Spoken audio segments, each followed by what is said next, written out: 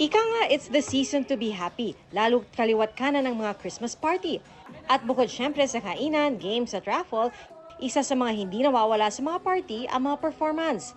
Syempre, lagi diyang may alay, karaniwan, newly hired. Pinasasayaw, kanta, acting o anumang pasabog. Pero sabi ng Department of Labor and Employment, okay lang naman na pasayawin ang mga empleyado pero dapat daw voluntary o walang pilitan. Sabi ng National Labor Relations Commission, pwede magreklamo sa kanilang empleyado, lalo kung may banta ng parusa kung tatangging mag-perform. Tinanong namin ang mga netizen kung anong say nila sa pagsasayaw sa mga party. Christmas cheer ba o pressure?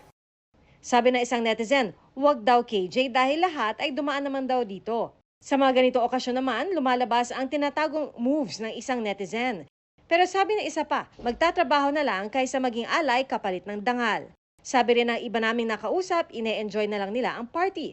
In the spirit of Christmas, sasali sila for fun. Pero sana raw, walang pilitan. Kung gusto mong sumayaw or hindi naman, kasi hindi ka naman po pipilitin na nasasayo na po talaga yung... Narasa ko po, since bagong hire po ako sa work. Noong una po, embarrassing, pero since workmates naman and may kasama, later on, nakakatuwa naman din po. Uy, sumayaw ka para daw may bibigay daw na premyo.